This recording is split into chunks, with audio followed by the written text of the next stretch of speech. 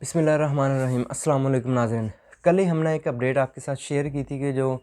اسلام آباد high court کے ججز پرسنلی جو درخواستیں لے کے سپریم کورٹ جا رہے ہیں، اور وہی کل ہی ابھی کچھ دیر ہی ہوئی تھی کہ اس کے بعد سپریم کورٹ کا بھی ایکشن آ گیا۔ سپریم کورٹ نے سو موٹو نوٹس کیوں لیا اور ججز کے معاملے پر، اور بینچ کون سا بنا ہے، اور کون کون سے ججز ہیں اس بینچ میں شامل ہیں، اور ان کے ہم جو گزشتہ جو صورتحال ہے ریمارکس بھی دیکھ چکے ہیں، اور سماعتوں کا احوال بھی ہے، تھوڑی سی ڈیٹیل شیئر کریں گے۔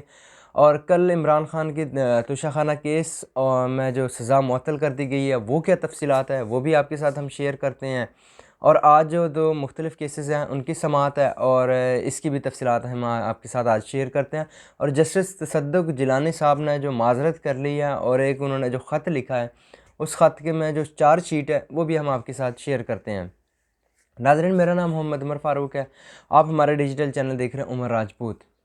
سب سے پہلے جو آپ کے ساتھ وہ سو موٹو نوٹس کا شیئر کرتے ہیں کہ چیف جسٹس قاضی فائز صاحب نے آخر کار خود سو موٹو نوٹس لے ہی لیا۔ اشفاق صاحب انہوں نے رپورٹ کیا کہ جو اس کی سو موٹو نوٹس لینے کی وجہ تھی نا، کہ اس میں جو قاضی فیصل صاحب نے نا جو دونوں ججز سے رائے لی، تو دونوں ججز نے اتفاق کیا، یعنی کہ جو اس کے کمیٹی کے ممبران تھے 183 کے تحت جو کمیٹی بنی تھی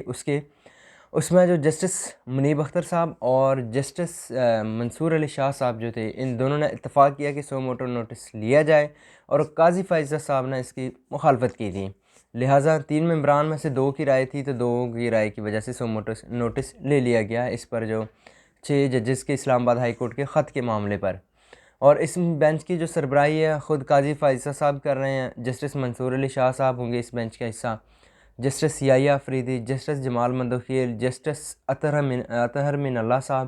جسٹس مسرت ہلالی صاحبہ، اور جسٹس نعیم اختر افغان صاحب۔ بینچ تقریباً متوازن ہے، اور جسٹس اطہر من اللہ صاحب کا تو ہم جو پہلے سے ہی رویہ دیکھ چکے ہیں کہ ان کا رویہ کیا ہے اس چیز پر، جو اسپیشلی جو آزادی کے بارے میں اور شہریوں کے حقوق کے بارے میں، جو ان کا تو ہم موقف دیکھ چکے ہیں۔ اور اس میں کچھ انکشافات ہوئے کہ جسٹس جمال مندوخیل صاحب جو ہیں وہ 50-50 ہیں۔ فل کورٹ اجلاس میں جو تقریباً ججز تھے نا جنہوں نے مخالفت کی تھی، اور جنہوں نے کہا تھا کہ یہ معاملہ سپریم کورٹ کو ہی ٹیک اپ کرنا چاہیے، یہ جوڈیشری کا اپنا معاملہ ہے، تو وہ ان میں سے بھی ججز جو ہیں وہ اس میں شامل ہیں، جن میں جسٹس اطہر من اللہ صاحب بھی ہیں، جسٹس یحییٰ افریدی صاحب بھی ہیں، اور جسٹس جو ہے جمال مندوخیل صاحب ہیں، ان کا کہا جا رہا تھا کہ 50-50 ہے۔ تو یعنی کہ بینچ تو بن گیا ہے، لیکن اس پر P T I full court کا کیوں مطالبہ کر رہی ہے؟ فل کورٹ کا مطالبہ اس وجہ سے کر رہی ہے، اگر فل کورٹ بن گیا تو اپیل کا حق نہیں پیچھے بچے گا، تو اس وجہ سے جو پی ٹی آئی کی کوشش ہے کہ فل کورٹ بن جائے۔ ابھی تو کل پہلی ہیئرنگ ہوگی بدھ والے دن، یعنی کہ 3 اپریل کو اس کی پہلی ہیئرنگ ہے، پھر اس کے بعد ہی جا کے پتہ لگے گا کیا بن رہا ہے، کیونکہ ججز کے ریمارکس اور سوالات سے ہی جو سچویشن واضح ہوگی۔ تو اس وجہ سے پی ٹی آئی کی کوشش ہے کہ فل کورٹ بن جائے، لیکن ابھی یہ کل ڈیسائیڈ ہوگا پھر آگے کے بینچ فل کورٹ کیس بنے گا یا یہی ججز اس کیس کو سنیں گے۔ اس میں کچھ اہم چیزیں ہوں گی، وہ یہ ہوں گی کہ کیا ان 6 کے 6 ججز کو سپریم کورٹ میں بلایا جائے گا اور ان سے پوچھا جائے گا، یا ایک سٹنگ جج کے پہ ہی جو ہے کمیشن بنا دیا جائے گا جو ان ججز کے معاملے پر کمیشن جو ہے رپورٹ مرتب کرے گا۔ ابھی تک جو اطلاعات تھیں وہ کچھ اور بھی ججز تھے لاہور ہائی کورٹ اور سندھ ہائی کورٹ کے، جس کو حامد میر صاحب بھی رپورٹ کر چکے ہیں کہ وہ بھی اس چیز کو دیکھ رہے ہیں، کہ وہ بھی وہاں سے بھی کچھ آوازیں آئیں گی اب۔ تو یہ بظاہر معاملہ کوئی چھوٹا موٹا نہیں ہے، اس پر نہ ہی اب کوئی مٹی پاؤ والا کام ہوگا، اب تو یہ معاملہ کیونکہ سپریم کورٹ نے خود ٹیک اپ کر لیا ہے۔ اس کے بعد آ جاتے ہیں ہم جسٹس تصدق حسین جیلانی صاحب، جو انہوں نے ریکیوز کر لیا خود کو اور معذرت کر لی ہے انکوائری کمیشن سے۔ انہوں نے ٹرم ٹی آر او پر بھی جو ہے اعتراض کیا ہے، اور انہوں نے مزید کہا کہ یہ جوڈیشری کا معاملہ ہے اور چیف جسٹس صاحب کو خود ٹیک اپ کرنا چاہیے اور جوڈیشری کو خود دیکھنا چاہیے اس کیس کو۔ تو یہ انہوں نے خط لکھا تھا اور یہ خط جو ہے واپس بھجوا دیا، اور اس کے بعد جیسے سپریم کورٹ نے سو موٹو نوٹس لیا ہے، کیونکہ یہ 2 دن سے باز گشت ہو رہی تھی کہ